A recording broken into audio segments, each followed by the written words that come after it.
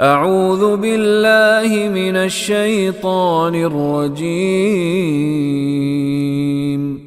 بسم اللہ الرحمن الرحیم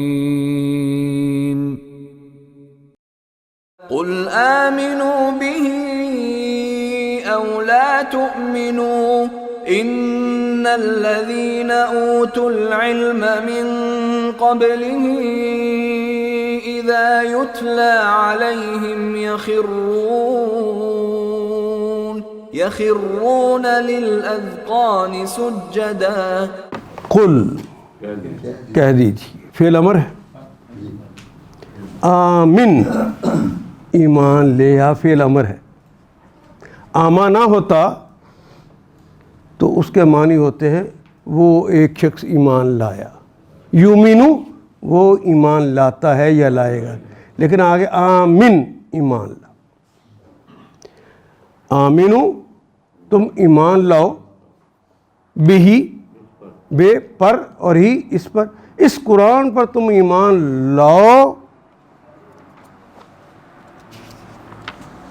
او یا لا تؤمنو تم ایمان لاؤ یا تم ایمان, یہ مشرکین مکہ کو کہا جا رہا ہے. اتنی کھول کھول کے ہمارا حبیب تمہیں باتیں سنا رہا ہے. تم کبھی کہتے ہو یہ فلاں سے سیکھ کر اس نے بتا دی, یہ جھوٹ کہتا ہے کہ اللہ کی طرف سے کوئی وحی آتی. اور یہ پس منظر بھی ذہن میں رہے کہ یہ مشرکین جو کہتے تھے یہ یہودیوں کا کہنے پہ کہتے تھے. یہودی اٹھاتے تھے کہ ان سے یہ پوچھو, ان سے یہ سوال پوچھو, ان سے یہ سوال پوچھو. اب ان سب کو مخاطب کر کے یہ بات کہی جا رہی ہے تم اس قرآن حکیم پر ایمان لاؤ یا نہ لاؤ. ان الذین ان یہ تمہارا ایمان لانا نہ لانا اب مجھے کوئی تکلیف نہیں دے گا. ان الذین جو سب اشخاص, محبت خان صاحب کی بھی آواز شامل ہوتی تو میں کہتا کہ میں کبھی ہو گیا ہوں. نہیں وہ دل میں کہا ہے, حیبت ہی نہیں آئی مجھے.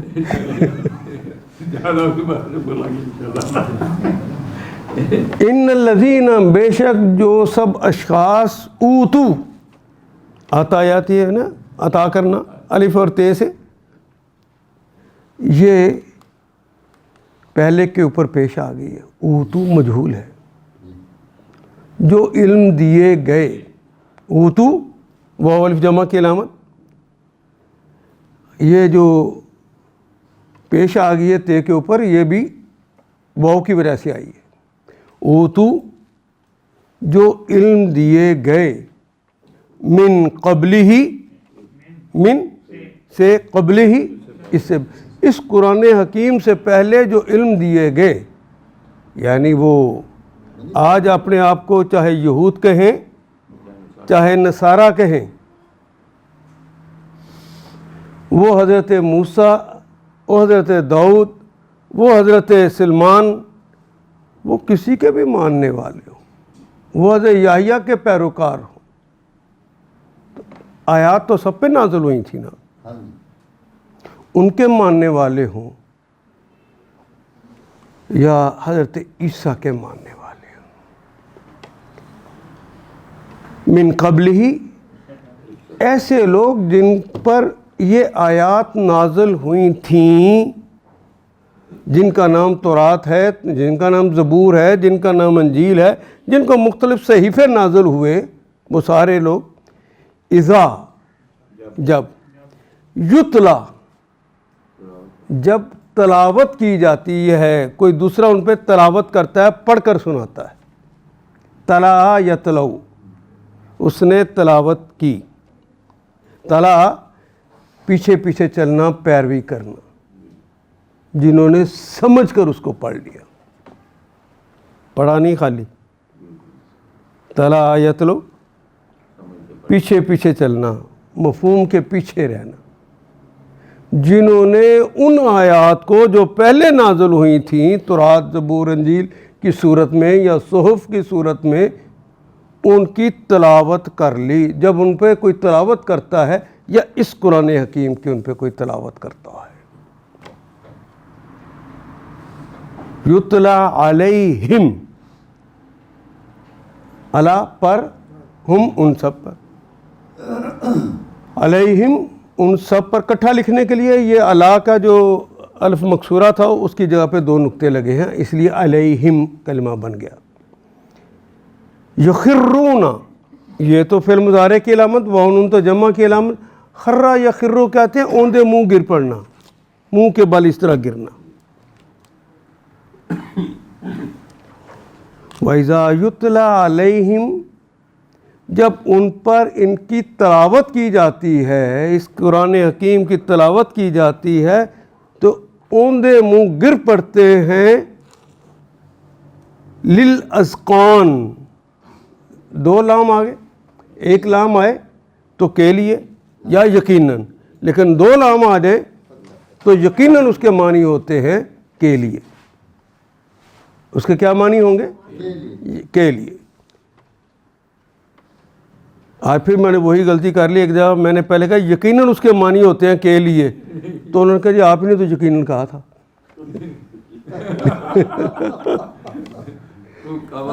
نہیں، کے لیے.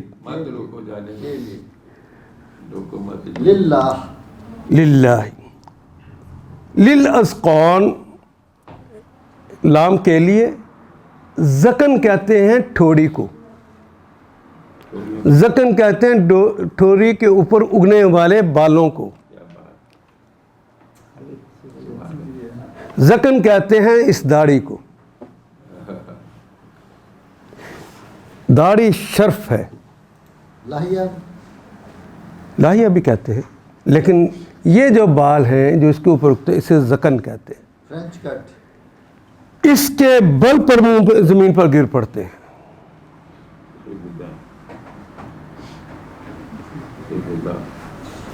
سجدن، حالت 2 زبریں لگا کر الف کا اضافہ کیا. ان کی یہ حالت ہوتی ہے کہ وہ یہ نہیں کہتے کہ یہ تمہیں کوئی اور پڑھا گیا ہے، وہ یہ نہیں کہتے کہ یہ اللہ کی طرف سے نہیں آیا، وہ تانے نہیں دیتے.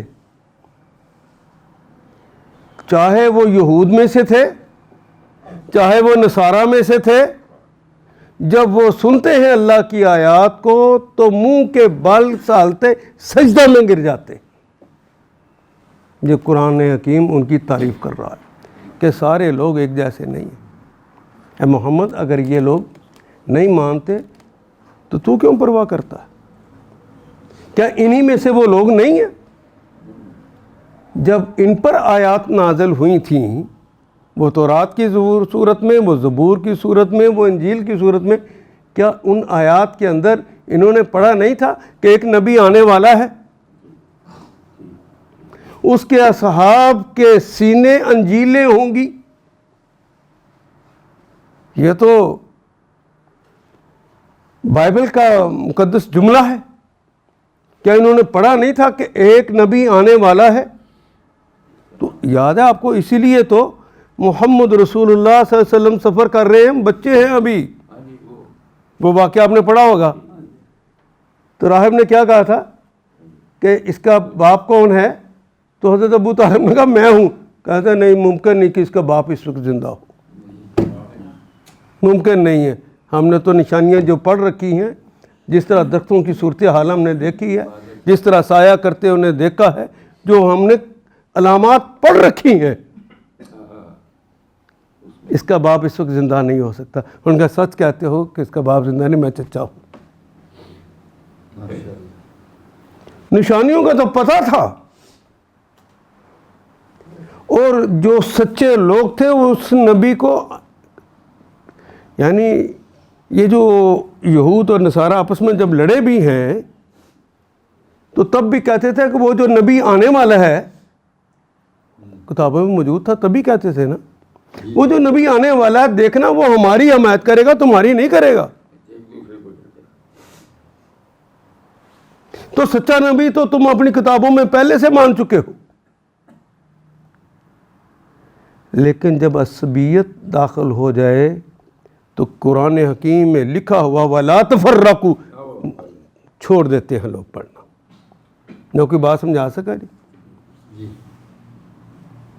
پھر اپنے فرقے کے پیچھے چلتے.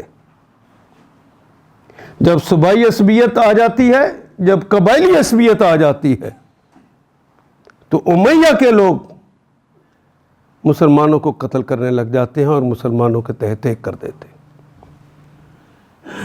ایسا ہی نہیں ہوا تھا. حسین کیوں شہید کیے گئے تھے؟ بادشاہت. کیا انہیں پتہ نہیں تھا کہ اسلام میں بادشاہت نہیں ہوتی؟ پتہ نہیں تھا. لیکن ان میں سے جن لوگوں کو اہل کتاب جن کو پہلے علم دیا گیا تھا، ان کی صورتحال یہ تھی کہ اس زمانے میں نبی محترم کے آنے سے پہلے انہیں پتا تھا کہ مدینہ میں آنا ہے. تو مدینہ میں آ کے ان کا انتظار کر رہے تھے. اور ان میں سے ایک بڑے عالم نے جو اپنا گھر بنا رکھا تھا کہ یہیں مروں گا ان کے انتظار میں جو نبی آنے والا. جانتے یہ کون سا گھر ہے؟ حضرت ابو ایوب انصاری کا وہ گھر جہاں پہ لوگ راستے میں روک رہے ہیں رسول اللہ کو.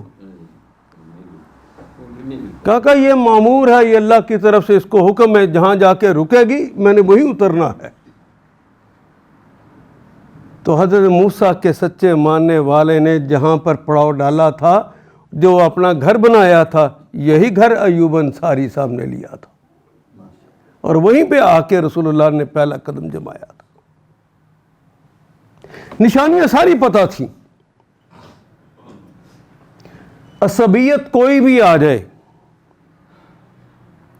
آدمی پھر عصبیت اتنا خطرناک اور بدبودار یہ جذبہ ہے کہ سچی ترین بات جس کو وہ انسان مان رہا ہوتا ہے اس کو بھی چھوڑ دیتا ہے. کبھی کبھی غصے میں آپ نے سنا ہوگا ایک جملہ، جے تو جنت گیا تو میں جنت بھی نہیں جانا.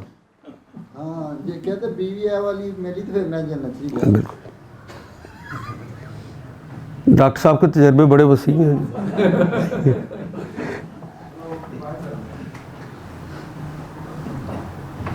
عصبیت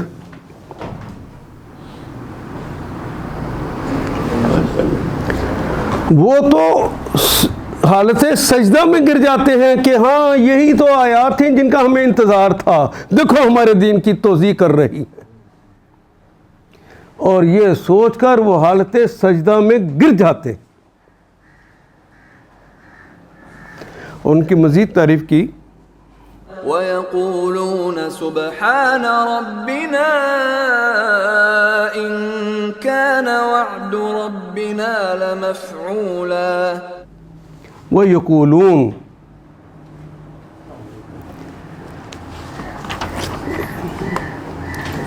اے محمد صلی اللہ علیہ وسلم، یہ میں ذرا پیچھے سے لنک کو دوبارہ کرنے کے لیے آپ کے ذہن میں رہے.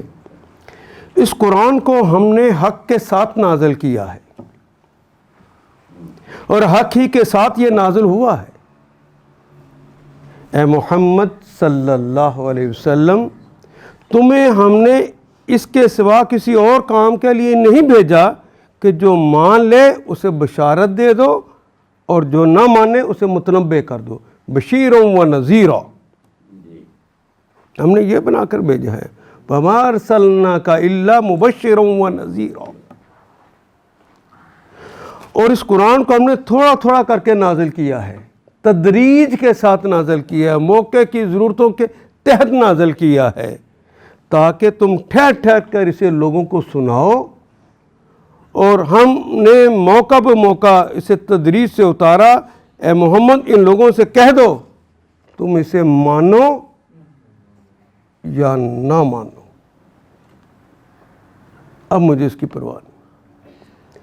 جن لوگوں کو اس سے پہلے علم دیا گیا ہے، یہود و نصارہ جس کا میں نے تذکرہ کیا، ان میں سے جو اہل علم تھے، انہیں جب یہ سنایا جاتا ہے تو منہ کے بل سجدے میں گر جاتے ہیں اور پکار اٹھتے. یقولون، وہ سجدے میں گرتے ہیں، پھر وہ کہتے ہیں سبحان ربنا، سبحان نہیں، معنی نہیں بنے. آپ کو پڑھایا ہوا ہے، آپ سوچتے ہی نہیں. رحمان کے وزن پہ فعلان کا وزن ہے، پاک ہے جوش قوت اور ولولوں سے، حدوں سے نکل کر اور رستے کی رکاوٹوں کو توڑ کر تو پاک، تیرے اندر کوئی کمی ہے ہی نہیں. سبحان. دیکھیے آگے آ رہا جملہ کہ کس حوالے سے کہا جا رہا ہے. سبحان اور ربنا، ہمارے مربی. رب کے ایک معنی کیا ہے؟ مربی، تربیت کرنے والا، جس نے پالا ہے. نہیں جی، مربی جس نے پیدا کیا ہے اسی نے تو بتانا ہے کہ تم نے زندگی کیسے گزارنی ہے. جس نے کار بنائی ہے اسی نے تو بتانا ہے کہ کہاں پیٹرول ڈالنا ہے اور کہاں پہ اس کو موبائل ڈالنا ہے اور کہاں پانی ڈالنا ہے. اس کے علاوہ تو کسی کا استحقاق نہیں ہے. جس نے تخلیق کیا انسان کو اس نے اول دن سے ہی اس کتاب کو اتارنا شروع کر دیا تھا. وہ کہتے ہیں سبحان ربنا، اے ہمارے مربی، تیری ذات ہر قسم کے عیب سے پاک ہے، ہر طرح کی کمیوں سے پاک ہے. تیرے اندر کوئی کمی، زور قوت جذبوں سے. ان کانا، ان، ہاں کبھی تو اس کے معنی عموماً ہم اگر ہی کرتے ہیں، اور ہم نے پڑھا تھا کبھی ان کا کلمہ آ جائے اور اسی جملے میں اللہ کا کلمہ آ جائے تو ان کے معنی نہیں ہو جاتے. جب یہ ان کا کلمہ آتا ہے جملہ اسمیہ پر تو لیسا کے معنی دے دیتا ہے. لیسا نہیں ہے.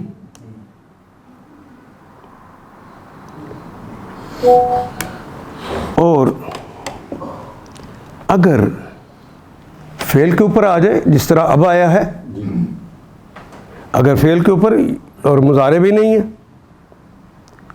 کانا ماضی ہے، یکونو مضارع ہے، کانا پر آ گیا ہے، تو یہ زائد ہوتا ہے للتاکید.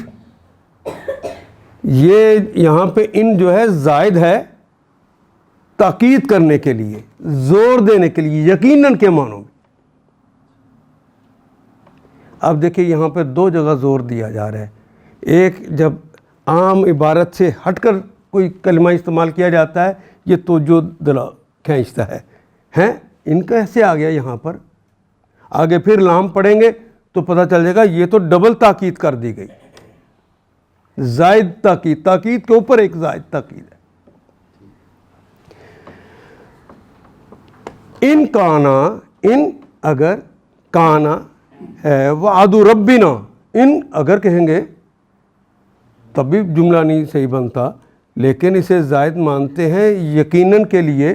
تو پھر دیکھیے ان کانا وعد ربنا، ہمارے رب کا وعدہ یقیناً لمفعولا، لام یقیناً کے لیے، اور مفعول اردو میں کسے کہتے ہیں؟ نہیں جس پر کام، اس پہ تو کام ہو کے رہنا، اس کام میں تو ہونا ہی ہونا ہوتا ہے، جسے شدھ نہیں کہتے، یہ تو ہو کے رہنا ہے.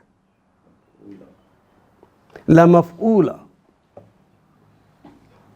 دو شدت کے ساتھ یقیناً کہے گئے، تاکید کہی گئی. اللہ، ان کان وعد ربنا لمفعولا، تو پکار اٹھتے ہیں پاک ہے ہمارا رب، اس کا وعدہ تو پورا ہونا ہی تھا. یہ ہی کا لفظ جب شامل کرتے ہیں تو تب وہ دو یقینوں کا معنی اس میں کے اندر شامل ہوتے ہیں. خالی یقیناً بھی کہیں گے تو اس کے معنی پورے نہیں بنتے. جب ہی کہہ دیتے ہیں تو اس کے علاوہ باقی کوئی تو بات مانی نہیں جا سکتی، ہی آخری چیز ہوتی. یہ جو پھر ان میں سے نکلا ہے، ان اور لام دونوں ملانے کی وجہ سے. وَيَخِرُّونَ لِلْأَذْقَانِ يَبْكُونَ وَيَزِيدُهُمْ خُشُوعًا. وَيَخِرُّونَ واو اور خرّا یخر وہی کلمہ دوبارہ آ گیا. یخرون وہ اوندے منہ گر پڑتے ہیں، للاذقان اپنے ٹھوڑی کے بل، یبکون بقا یبکی کہتے ہیں رونے کو، ان کے آنسو نکل آتے. وہ ان تو جمع کی علامت. ان اہل ایمان، ان اہل علم جن کا وہ یہود میں سے ہوں یا نصارہ میں سے ہوں، وہ عبدالسلام، وہ جو پہلے دور میں مسلمان ہوئے یہودیوں میں سے، ان کی تعریف کی جا رہی کہ رسول دیکھ اہل علم تو تیرے پاس آ گئے ہیں نا، تو کب ضروری ہے ہر ایک کو منوانا تو تیرے بس میں ہی نہیں ہے، نہ اس کی ضرورت ہے، یہ تو امتحان کا ہے. اہل علم آگے ہیں، ان پر پہلی معلومات موجود تھیں، وہ تو سجدے میں گر کے روتے ہیں. وَيَزِيدُهُمْ اور یہ رونا جو ہے وہ یزیدہم اور وہ بڑھا دیتا ہے، زیادہ کر دیتا ہے ہم ان کو خشوعاً، اللہ کی خشیت کے اندر انہیں اور بڑھا دیتا ہے. میں کوئی بات سمجھا سکا؟ اچھا یہ میں نے تو یہود و نصارہ کی باتیں کی ہیں، یہاں پہ اللہ نے انہیں کی باتیں کی ہیں نا. کیا میری اور آپ کی حالت بھی واقعی ایسی ہو جاتی ہے قرآن پڑھتے ہوئے؟ یہ ایک سوال ہے.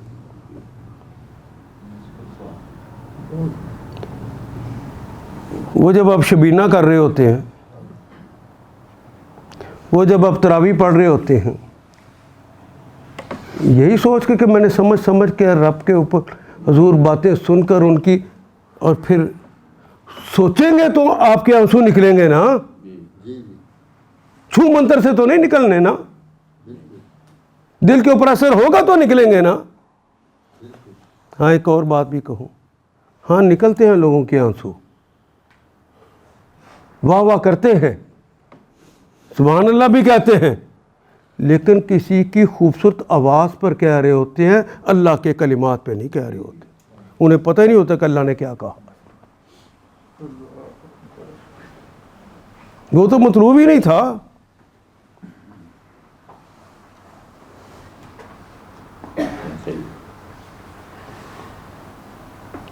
تمہاری زندگیوں کو بدلنے کے لیے تو یہ کلام اترا تھا. اللہ کے سچے وعدے دیکھ کر تمہارے اندر خشیت الہی بڑھنا تھی، وہ تو کوئی نہیں.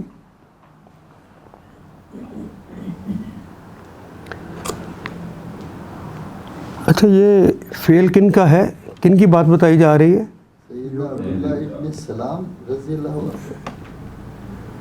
یہ یہود میں سے تھے نا، قرآن کہتا ہے نصارہ میں سے تھے نا، جو لوگ اس طرح ایمان لیں. ان کی سنت کو جب بتایا، ان کی تصویر جب اس کی تصویر کشی کی تو کہا یہ حالت سجدہ ہے، تم بھی مومنو سجدہ کر لو. یہ دیکھو سجدہ کا حکم آ گیا.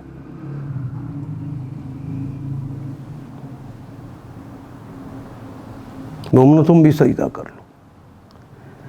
اگر اب آپ سجدہ کریں اور آپ کی حالت وہ نہ ہو جو ان کی تھی تو ڈرامہ ہے.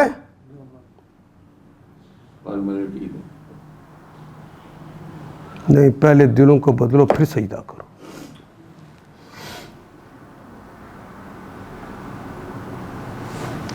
اپنے اندر تبدیلی پیدا کرو پھر سجدہ کرو.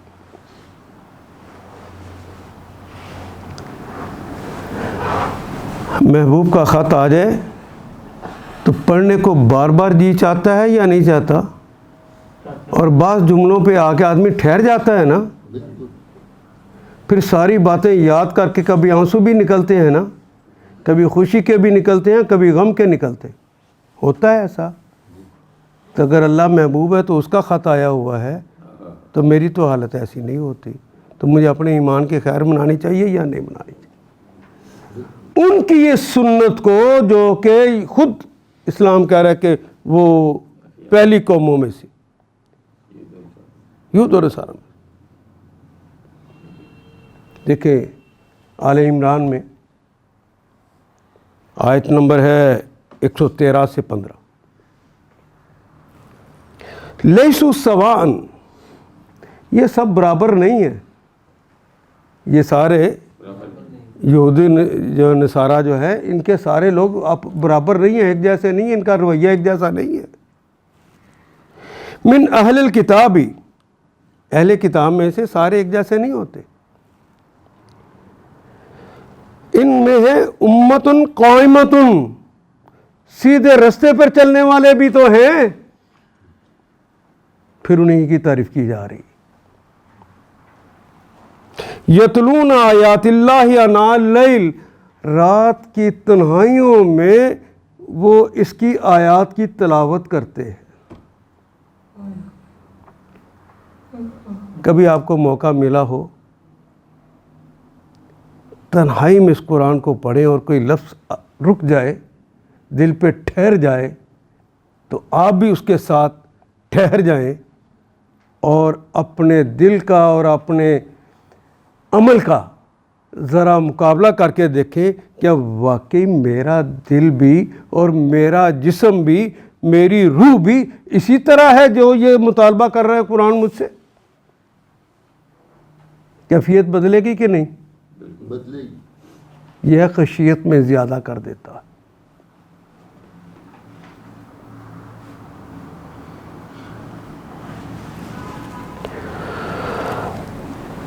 وَهُمْ يَسْجُدُونَ، اور وہ حالت سجدہ میں چلے جاتے ہیں۔ اور سورہ آل عمران میں ہی آیت نمبر 99 میں کہا وَإِنَّ مِنْ أَهْلِ الْكِتَابِ، کہ اہل کتاب میں سے ہیں کچھ لوگ، ان کی بات سمجھا کر اصل میں ہمیں سمجھایا جا رہا ہے اور محمد رسول اللہ کو تسلی دی جا رہی ہے۔ لمن لام یقیناً کہ من جو یا کون کوئی ہے ان میں، یومن وہ ایمان لاتا ہے، باللہ وما انزل الیکم وہ ایمان لاتا ہے اس پر جو نازل ہوا ہے آپ پر، اے محمد آپ پر ایمان لائے، وما انزل الیہم اور جو ان پر پہلے نازل ہوا تھا اس پر بھی ایمان لاتا ہے، خاشعین للہ اللہ سے ڈرتے ہوئے۔ کہ وہ کتاب بھی آپ پورے قرآن حکیم کو مانیں اور تورات، زبور یا انجیل یا کسی پہلے صحیفے کا انکار کر دیں تو مومن رہ جاتے ہیں؟ پہلی کتابوں پر ایمان لانا لازم ہے، رسماً ہی لاتے ہیں۔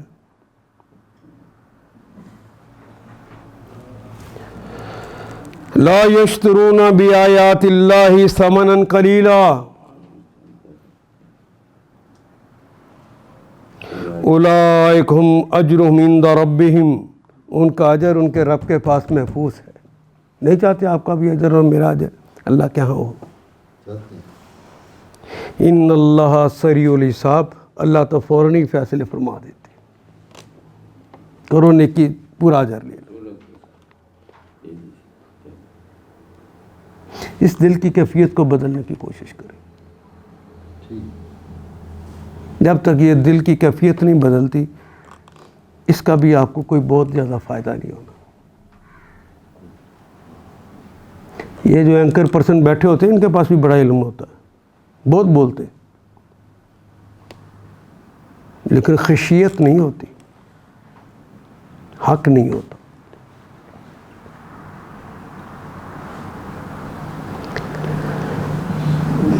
اللہ وَيَزِيدُهُمْ خُشُوعًا، ان کی حالت خشیت کے اندر اضافہ ہو جاتا ہے۔ ان کا خشوع بڑھ جاتا ہے.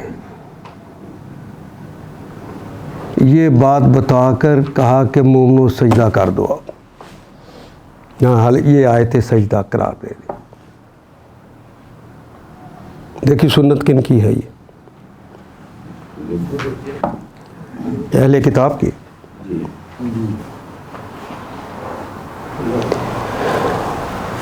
تو آپ فارغ ہو کے سجدہ کر لیں اس پر.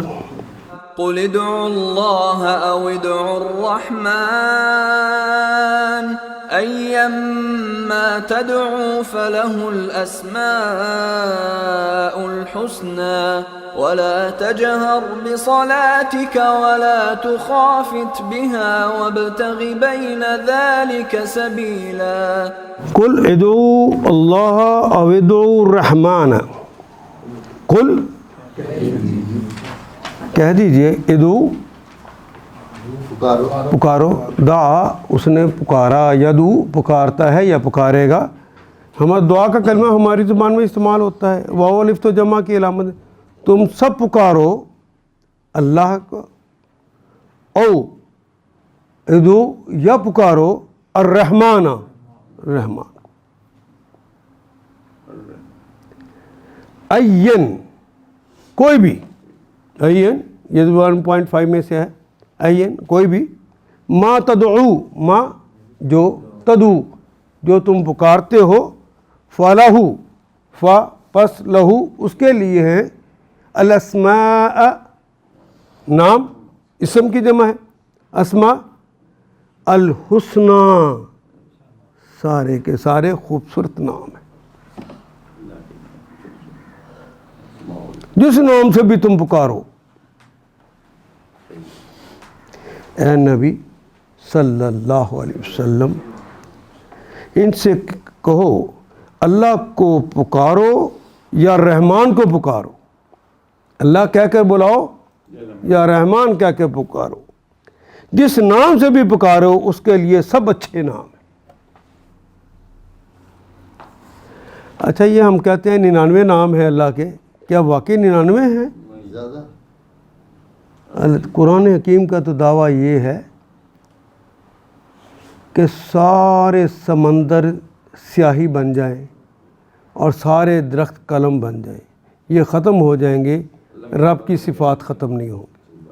تو صفاتی نام 99 تو ایک قلم سے ہی لکھے جا سکتے.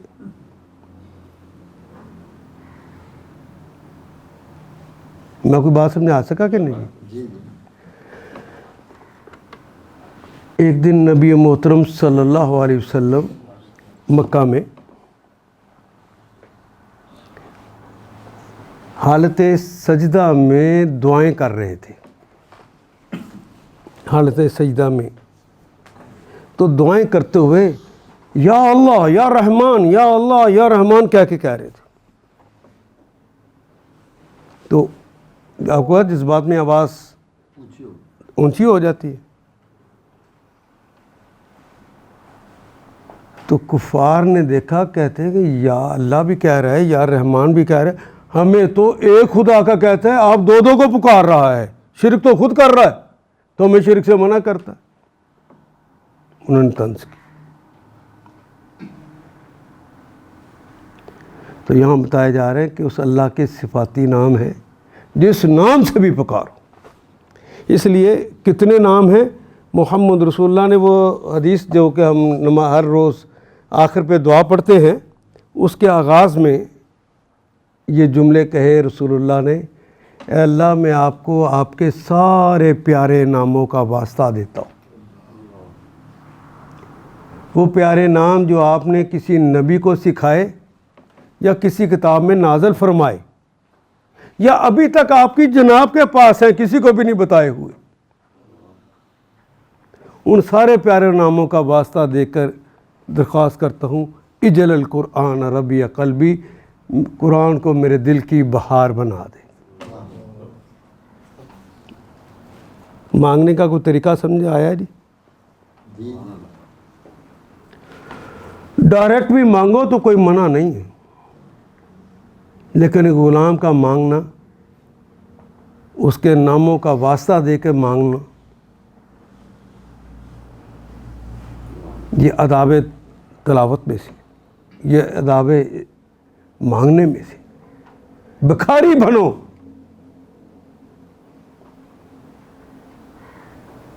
اس کے بکھاری جو بن جاتا ہے دنیا میں کسی کے سے ہاتھ پھیلاتا ہے؟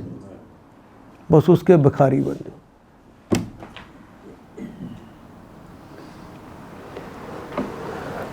اللہ قل ادعو اللہ او ادعو الرحمن، چاہے کس نام سے پکارو، ان کی پرواہ مت کرو۔ سیاق و سباق میں یہی سمجھایا جا رہا ہے نا۔ ہم قدر کرتے ہیں، دیکھو اہل کتاب والوں کی کر رہے ہیں نا، ہم نے قرآن حکیم میں ان کی صفت بیان کر دی ہے، اور ان کی جہاں پہ وہ سجدہ کر کے اپن رو کے حالت سجدہ میں چلے جاتے ہیں، ہم نے مسلمانوں کو بھی کہہ دیا ہے آپ پہ نازل ہونے والوں کو، اس آیت پہ تم نے بھی سجدہ کرنا ہے۔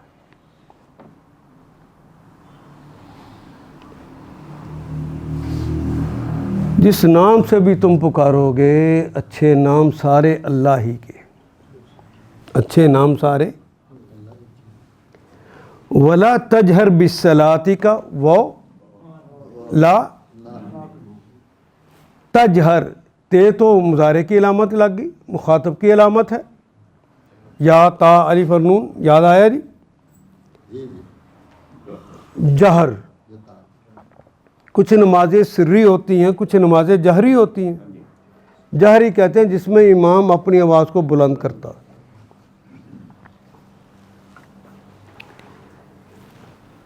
ولا تجہر، نہ جہر کر، نہ آواز بلند کر، بالصلاۃ کا، بے میں صلاۃ نماز، صلاۃ کا، اپنی نماز میں اپنی آوازوں کو بلند نہ کرو،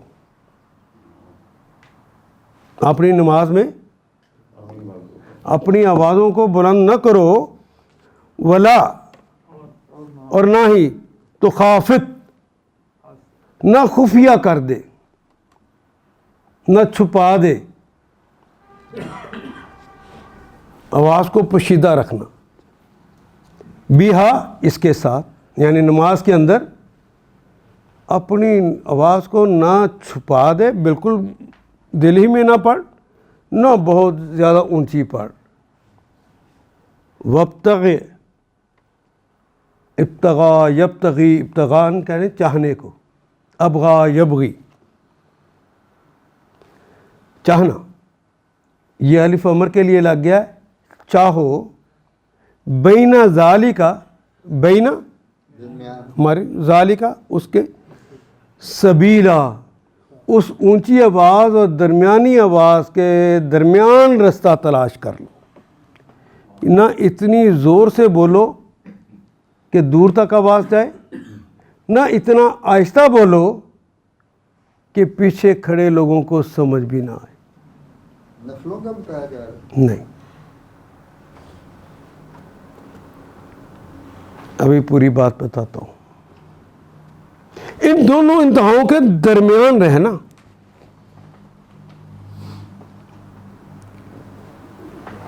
نبی اکرم صلی اللہ علیہ وسلم یا حضرت ابوبکر کا بھی واقعہ آتا ہے، مکہ میں بآواز بلند تلاوت قرآن حکیم کیا کرتے تھے، لوگ صحابہ پیچھے آ کے کھڑے ہو جاتے، وہ بھی اس طرح کرتے، تو مشرکین کے دلوں پہ تو سانپ لوٹتے تھے، شروع میں تالیاں بجاتے تھے، سیٹیاں بجاتے تھے، پھر ان کی برداشت سے باہر ہو گیا تو گالم گلوچ پر اتر آئے، رسول اللہ کو گالیاں دینے لگ گئے، صحابہ کو گالیاں دینے لگ گئے۔ تو ایسی حالت کے اندر کہ اس بدتمیزی سے بچ جاؤ، یہ سمجھایا جا رہا ہے کہ اتنی زور سے نہ بولو کہ ان کو آگ لگنی شروع ہو جائے، آہستہ۔ اور اتنی بھی آہستہ نہ کرنا کہ قرآن جو تم پڑھ رہے ہو تیرے صحابہ کو پیچھے آواز تک نہ جائے، نہیں، اتنی رکھ لینا، ان کو اشتعال نہ آئے۔ یہ حکمت کا تقاضا تھا، اور یہ مکہ میں ایسا کیا گیا لیکن جب مدینہ میں چلے گئے تو وہ خوف رہا؟ اب خوف نہیں رہا، تو اب کہا کہ بآواز بلند جہر کرو. تو بتا دیا کس نماز میں جہر کرنا ہے اور کس نماز میں جہر نہیں کرنا، اور جہر کتنا ایسا کرنا. جب قرآن پڑھا جا رہا ہوگا تو پھر آواز بلند کے ساتھ ہی پڑھنا. یہ سمجھا دیا. اگر دوبارہ کبھی حالات ایسے ہو جائیں جس طرح مکہ میں ہو گئے تھے تو پھر اسی حکم پہ عمل کیا جائے گا، پھر اپنے جہر کو آہستہ کر لیں گے. میں کوئی بات سمجھا سکا کہ نہیں؟ جی جی یہ دائمی حکم ہے، لیکن حالات کے اوپر منحصر ہے. اگر حالات مجبوری کے ہیں تو حکمت کا تقاضا یہ ہے کہ اپنی آواز کو نیچے کر. یہ کہنا کہ میں مر جاؤں گا لیکن میں نے آواز اب نیچے نہیں کرنی، یہ اسلامی تقاضا ہو سکتا ہے؟ یہ جذباتی تو ہو سکتا ہے.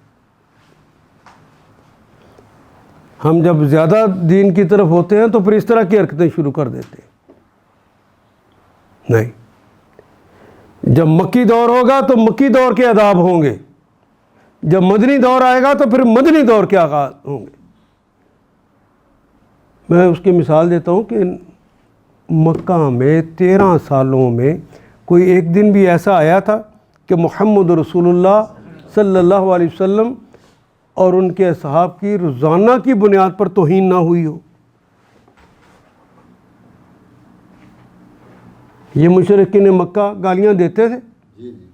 طائف میں چلے گئے تو لوگوں نے پتھر کا مار مار کے سر کا خون پاؤں پہنچایا تھا. پاگل مجنون دیوانہ کہتے تھے، قرآن نے لکھا ہے. چربا سازی کرتے ہو، ابھی ہم نے پڑھا ہے.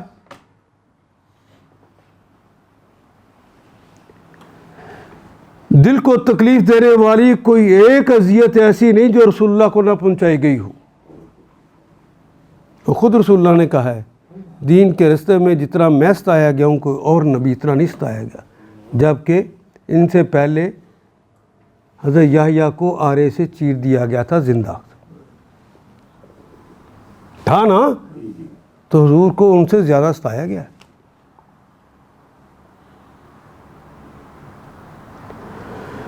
وہاں کے آداب اس زمانے کے ان حالات کے لیے ہوں گے، اور جب فتح مکہ ہو گیا تو پھر کسی کو رسول اللہ کی توہین کرنے کی اجازت دی؟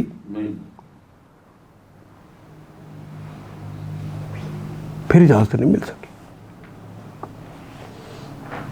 پھر فوجداری کیس ہو گیا.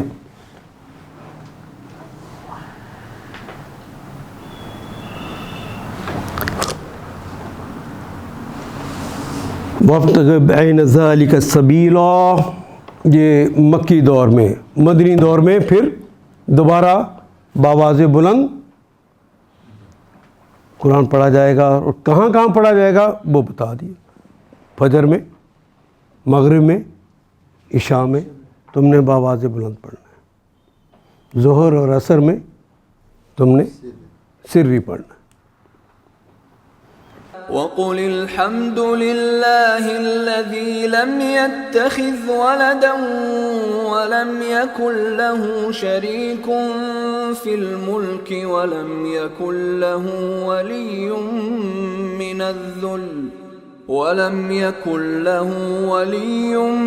مِّنَ الذُّلِّ وَكَبِّرْهُ تَكْبِيرًا. وہ قل کہہ دیجئے، بڑی اہم آیت ہے. الحمدللہ،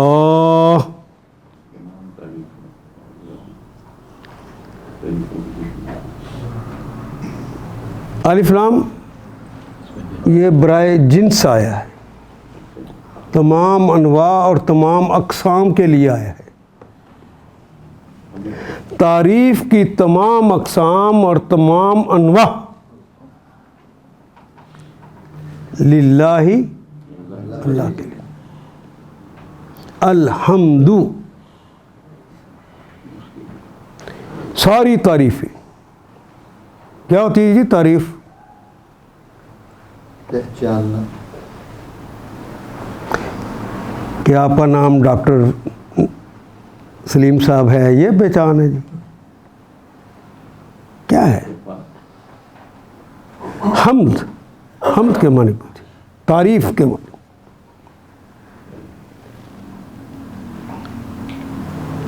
और हमने तो आगाज़ ही किया था अल्हम्दुलिल्लाहि रब्बिल आलमीन से इस कुरान को पढ़ना। सारी की सारी तारीफ़ें अल्लाह ही के लिए है, अल्लाह के अलावा किसी के लिए नहीं। क्योंकि हम्द के अंदर जो कलिमा है इसको भी समझ लें। हम्द इसका मतलब अल्लाह की तारीफ़ होता है। नात का मतलब रसूलुल्लाह की तारीफ़ होता है, और कसीदा किसी आम आदमी की तारीफ़ होता है। यहाँ पे हम्द के अंदर अल्लाह का कलमा मौजूद है? नहीं, है। अभी तो मैं आपको बता रहा हूँ, छुपा हुआ है। मैंने तो खोल के बता दिया है। यही बात कुरान हकीम पढ़ने का फ़ायदा ये है कि आप उसके तरकीबों के अंदर उतरेंगे तो मानी बदल जाएंगे। इम्प्लाइड मीनिंग हो गया। हम्द अल्लाह की तारीफ, नात नबी पाक की तारीफ, कसीदा आम आदमी की तारीफ। ये हम्द के अंदर अल्लाह का कलमा ऑटोमेटिकली मौजूद है। आगे देखिए, लिल्लाही लाम के लिए और अल्लाह का। हमने पढ़ा था दो कलिमात साथ साथ आ जाए, दो कलिमात हम शक्ल हों या हम शक्ल ना हो, ये एम्फसाइज करने और जोर देने के लिए होते हैं। अब इसका तर्जमा करेंगे, अल्हम्दुलिल्लाही, सारी की सारी तारीफ़ें अल्लाह ही के लिए हैं। ही का तर्जमा नहीं करते इसमें तो इसके मानी बाहर नहीं आएंगे।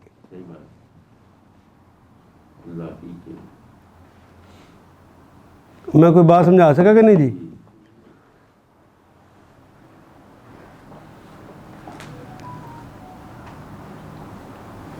ये तारीफ क्या है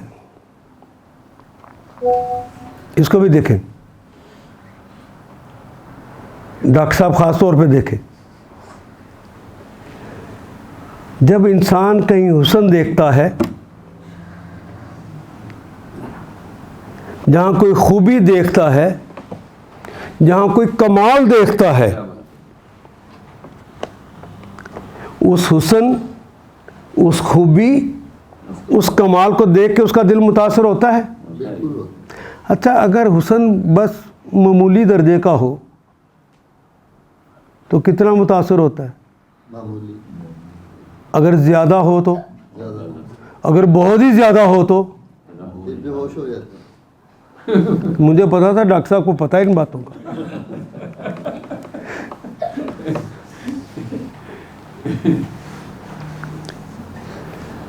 डॉक्टर साहब अपनी दुकानदारी भेज देना कितने भी होते होंगे।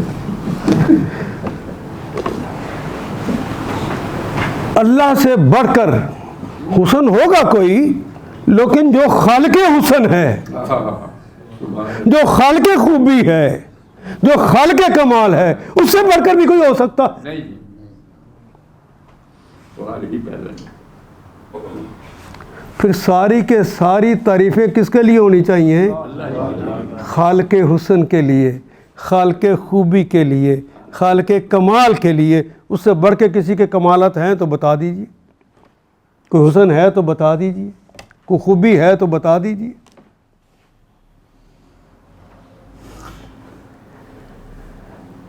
तो यहीं पर मैंने उसका तर्जमा किया है, तारीफ़ का मतलब तासीर होता है जो अंदर पैदा होती है। जितनी तासीर पैदा होती है उतने ही कलिमात हुस्न के लिए निकलते हैं, उसकी तारीफ़ के लिए निकलते हैं।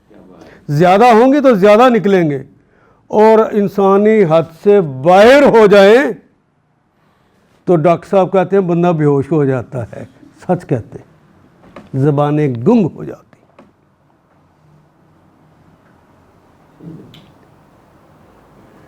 सारी तासीरें अल्लाह ही के लिए है, क्योंकि जिनसे इंसान मुतासर हो जाता है वैसा बनना चाहता है। इसकी अब मैं हिकमत समझाने लगूँ। फ़िलासफ़ी क्या है? جن سے انسان متاثر ہوتا ہے ویسا بننا چاہتا ہے.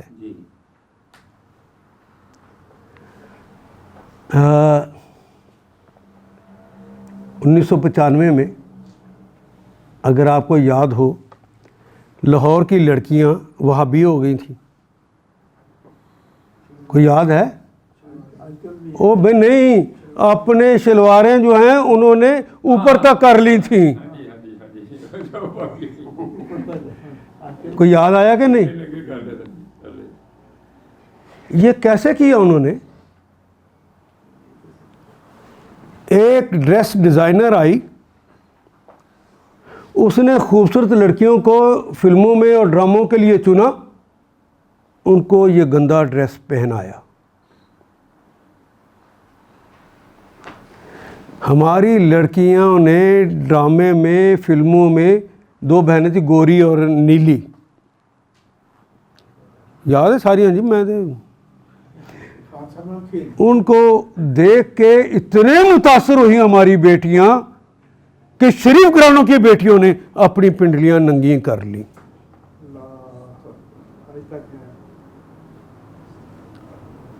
میں کوئی بات سمجھا سکا کہ نہیں؟ آج سے کچھ دیر پہلے کی بات ہے کہ ہماری بیٹیاں گھر میں یہ چائے پیتے تھے نا کٹھے بیٹھ کے عصر کے بعد، اسے 4 بجے کی چائے کہتے، 4 وہ چائے 5 بجے تو وہ پیتے ہوئے ایک پیڈسٹل گھر میں ہوتا تھا، وہ ساتھ لگایا ہوتا تھا. تو پیڈسٹل کی وجہ سے کبھی قمیض اٹھ کر ادھر ہو جائے لڑکی کے تھائی سے اوپر ہو جائے تو شرما جاتی تھی، ایک دم ٹھیک کرتی تھی. ایسا ہی ہے نا؟ بالکل ایسا، ابھی بھی ایسے کرتی ہیں. وہ آپ کے گھر میں کرتی ہوں گی. پھر اب وہ زمانہ ہے، اسی خاتون نے ان کو ٹائٹس پہنوا دی. میرے اور آپ کے گھر سے بیٹیاں نکلتی ہیں، ٹائٹس پوری طرح بتاتی ہیں کہ یہ ٹانگ یہاں سے موٹی، یہاں سے زیادہ موٹی ہو گئی ہے. پتہ چلتا ہے؟ اب شرماتی ہیں. جن سے انسان متاثر ہوتا ہے ویسا بننا چاہتا ہے، کیونکہ بیجی نے لوگوں کو جو بہت خوبصورت لڑکیاں تھیں ان کو وہ لباس پہنایا، ان سے وہ متاثر ہوئیں، تو ہمارے گھر کی عورتیں بھی ان سے متاثر ہو کے وہ لباس پہننے لگے.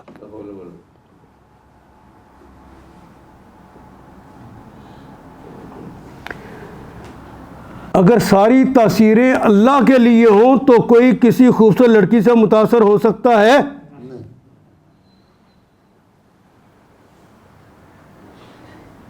سوچیے تو صحیح.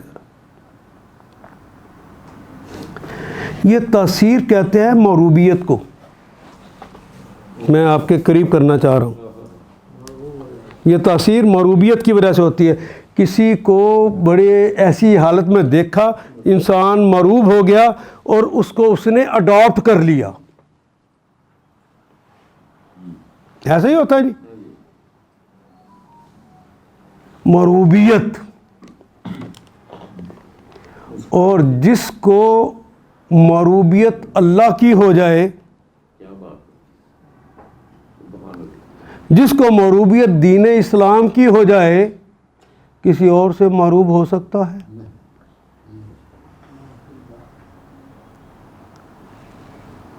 ایک جنگ میں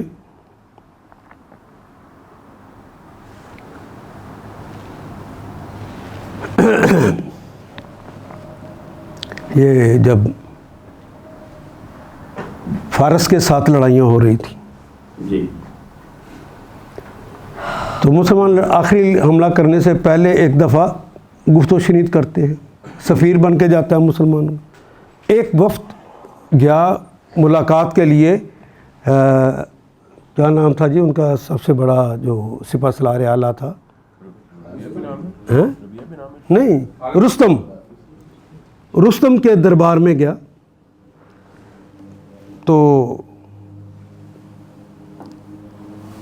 اس نے انہیں مروب کرنے کے لیے اپنی فوجوں کو خرد پہنائے ہوئے تھے، زریں پہنائی ہوئی تھیں، چمکتی تلواریں ان کے ہاتھ میں پکڑوائی ہوئی تھیں، دور تک لائنیں ایسی لگی ہوئی ہیں، اور بہترین قالین، ایرانی قالین تو ہر دور کے اندر معروف رہا ہے، قالین بچھے ہوئے ہیں، اور اونچی مسند کے اوپر رستم بیٹھا ہوا ہے۔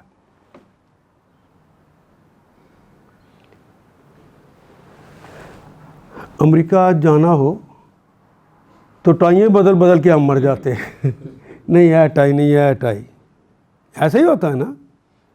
اب اس نے بھی رستم کے دربار میں جانا ہے، اس وقت کا وہ امریکہ تھا۔ اس وفد کے سربراہ ہے ربیعہ بن عامر رضی اللہ تعالیٰ عنہ۔ اس شان سے جا رہے ہیں کہ پاؤں سے بھی ننگے ہیں۔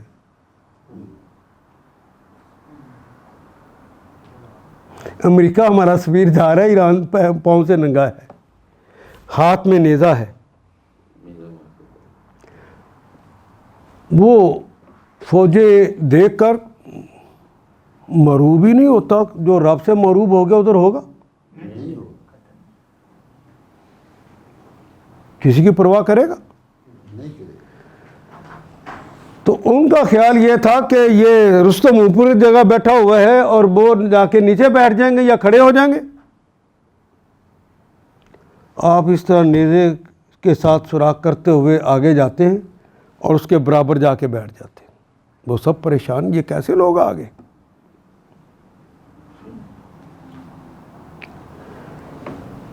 اس نے کھانے کے لیے ان سفیروں کو کھجوریں دی۔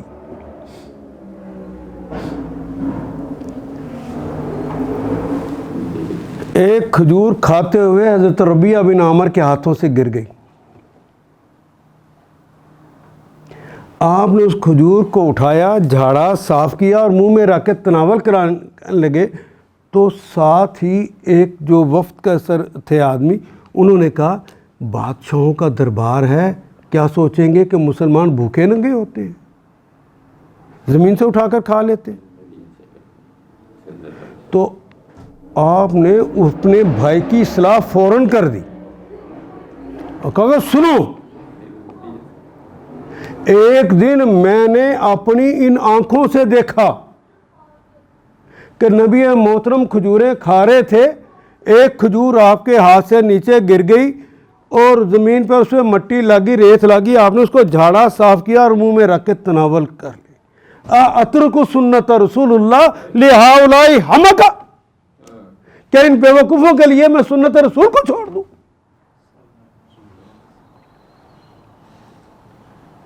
اگر معروب ہو جائے تو سنت الہی بھی چھوٹ جاتی ہے، سنت رسول بھی چھوٹ جاتی ہے، سنت شرافت بھی چھوٹ جاتی ہے۔ پتہ نہیں میں سمجھا سکا؟ سمجھا سکتے۔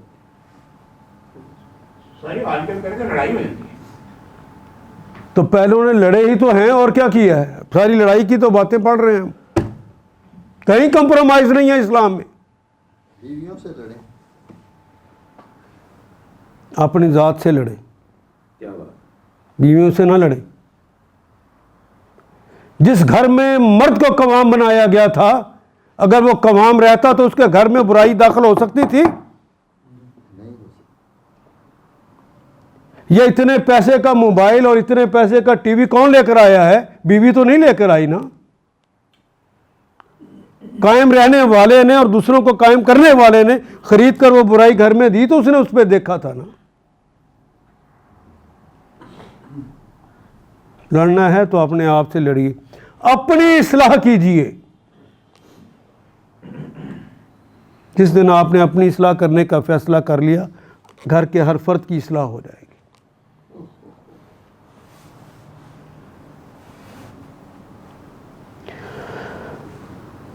قل الحمد للہ، ساری کی ساری تعریفیں، ساری کی ساری تاثیریں اور ساری کی ساری مروبیتیں کس کے لیے ہیں؟ اگر میں رسول اللہ سے متاثر ہوں، میں فاطمہ الزہرا سے متاثر ہوں، میں حضرت زینب سے متاثر ہوں، میں محمد رسول اللہ سے متاثر ہوں، تو میری ساری زندگی ان کے مطابق خود بخود ہو جائے گی کہ نہیں ہو جائے گی؟ لیکن میں کلمہ پڑھوں رسول اللہ کا اور متاثر میں غیر سے ہو جاؤں تو میرے گھر کے اندر غیر داخل ہوگا یا نہیں ہوگا؟ اس لیے اللہ نے اپنی کتاب ہدایت کی ابتدا جو کی ہے وہ لفظ الحمدللہ سے کی ہے. الحمدللہ رب العالمین. یہی ہے نا جی؟ جی بالکل. اس ذہنیت کے ساتھ اس قرآن کو پڑھیں گے تب فائدہ ہوگا. ساری مربوطیتیں، ساری تفسیریں، ساری تعریفیں کس کے لیے ہیں؟ غلط، اللہ ہی کے لیے.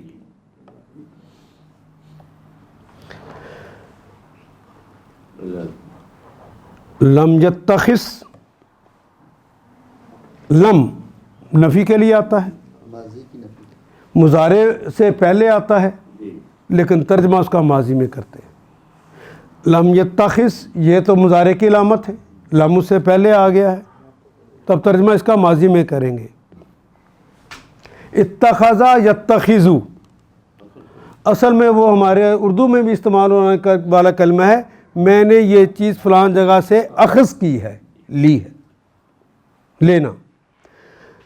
لم یتخذ جب تیس میں شامل ہوئی ہے تو اہتمام کر کے لینا کسی چیز کا، باب افتعال بن جاتا ہے. یہ لم یتخذ نہیں لیا والدن کوئی بیٹا، ولم وہ لم یکن، کن کا مطلب ہونا، یکن ہوتا ہے یا ہوگا، اور لم لگ گیا ہے ماضی میں نفی کرے گا، اور نہیں ہے لہو لام کے لیے ہو اس کے لیے شریکن کوئی شریک نہیں ہے اس کا کوئی بھی شریک.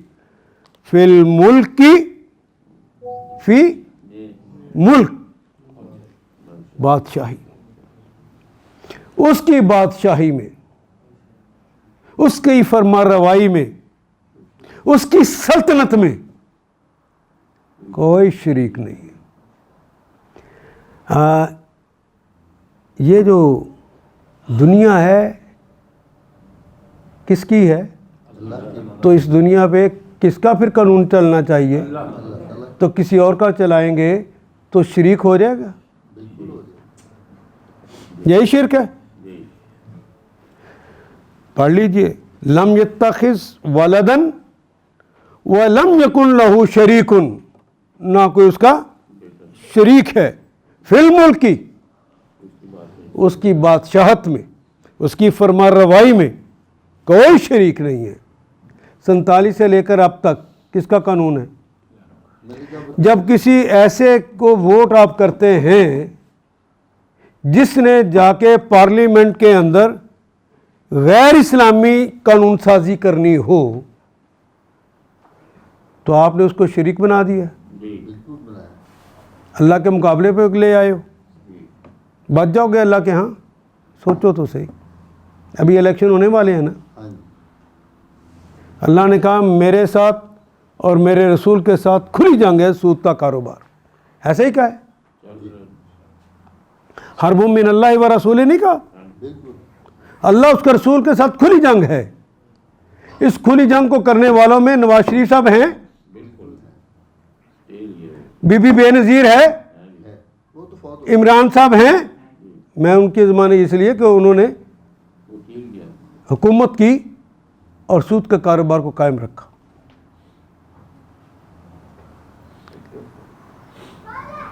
اور اب جب دوبارہ عدالت نے فیصلہ دے دیا تو اس کو اسٹے کے لیے عدالت میں جماعت اسلامی کے مقابلے میں کون کون تھا؟ یہ باقی پارٹیاں بڑی بڑی. تو جو ان کو ووٹ کرے گا وہ شریک نہیں ہے، وہ تو دشمن ہے. حرب من اللہ و رسول ہے، وہ اللہ اس کے رسول کے ساتھ جنگ کرنے کے لیے تیار ہو گیا.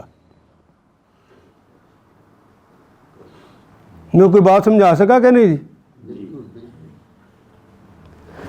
خالی لفظ پڑھ کے چلے جاؤ گے کوئی اثر نہیں ہوگا.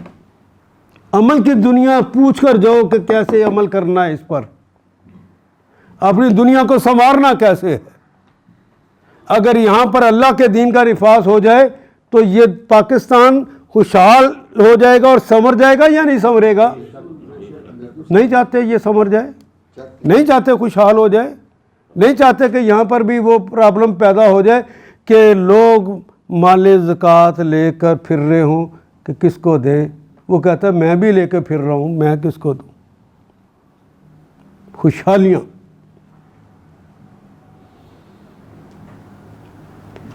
ہمیں دوسروں کی بات کا یقین آ جاتا ہے، اللہ کی بات کا یقین نہیں آتا.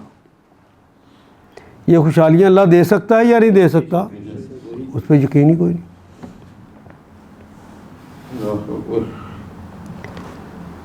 وَلَمْ يَكُنْ وہ لم یکن نہیں ہے کوئی لہو اس کے لیے ولی. ولی کہتے ہیں کارساز کو، بگڑیاں بنانے والے کو. اس کے لیے، اس اللہ کے لیے کوئی ولی نہیں ہے، کوئی کارساز نہیں ہے، کوئی بگڑیاں بنانے والا نہیں ہے. من الذل عاجزی سے، کہ کہیں اللہ عاجز آ جائے تو ان کی بگڑی بنانے والا کوئی اور ہو، ان کے کام کرنے والا کوئی اور ہو. کوئی ہے ہی نہیں. اللہ عاجز آ سکتے ہیں؟ اللہ کے پاس جو کمی ہے وہ صرف یہی ہے کہ اللہ عاجز نہیں ہے. اور بندے کے پاس یہ آ جائے تو اللہ کے قریب ترین ہو جاتا. عاجزی بندے کے پاس آ جائے تو اللہ کے قریب ترین. اور اللہ کے اندر عاجزی آ جائے تو وہ اللہ ہے ہی نہیں. یہی مخلوق کا کمال ہے. اور خالق چونکہ مخلوق نہیں ہوتا اس لیے یہ صفت اس میں نہیں ہونی چاہیے.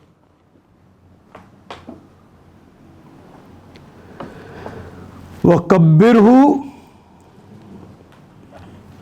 کبر بڑائی بیان کر. کبرا یکبرو تکبیرن، کبرہ تکبیرا. جب ایک ہی فعل کو اس طرح استعمال کیا جائے ایک ہی جملے کے اندر کہ آخر پہ دو زبریں لگا کر ایک الف کا اضافہ کر دیا جائے تو اس کا حق ادا کرنا ہوتا ہے.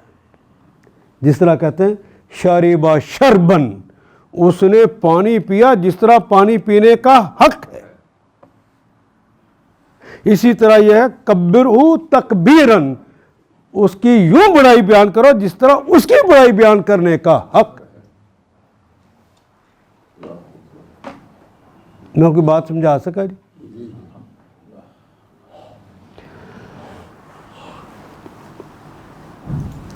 اور کہیے تعریف ہے اس خدا کے لیے جس نے نہ کوئی بیٹا بنایا، نہ کوئی بادشاہی میں اس کا شریک ہے، نہ وہ عاجز ہے کہ اس کا کوئی پشتبان ہو، اس کا کوئی ولی ہو، کوئی کارساز ہو. اور اس کی بڑائی بیان کرو، کمال درجے کی بڑائی، جس طرح کے بڑائی کا بیان کرنے کا ایسی بیان کرو.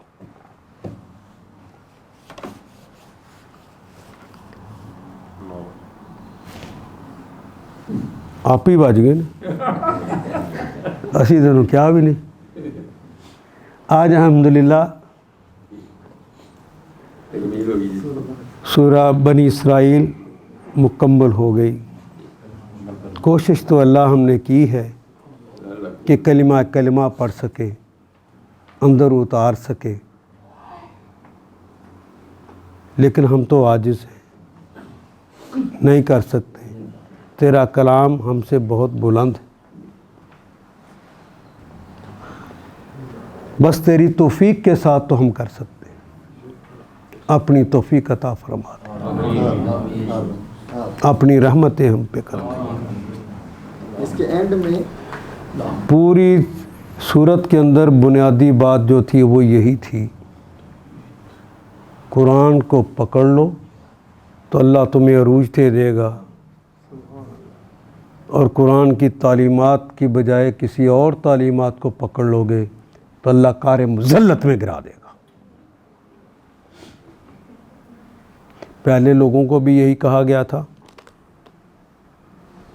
اور انہوں نے نہیں پکڑا تو اللہ نے انہیں کار مذلت میں گرا دیا۔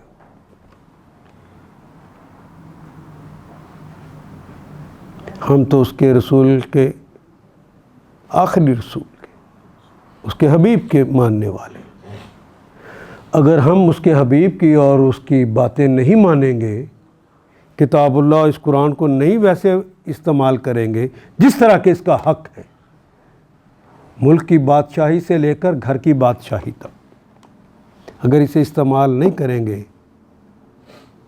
تو کل اللہ کے حضور بحیثیت مومن کھڑے ہو جائیں گے؟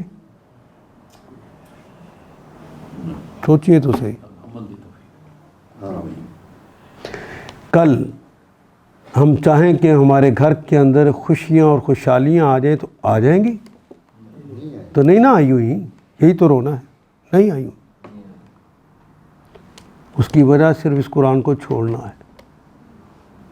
اور بنی اسرائیل والے بھی جب ان پہ نازل ہوئی بات ان کو مان لیا اور پھر اس کتاب کو دیکھا تو اس کو مان لیا، تو اللہ نے ان کی تعریف اس قرآن حکیم میں کر دی۔ تو جو اللہ کی باتوں کو مان لے گا، اس کے حبیب کی باتوں کو مان لے گا، عرش معلیٰ پر اللہ ان کی تعریفیں کرے گا۔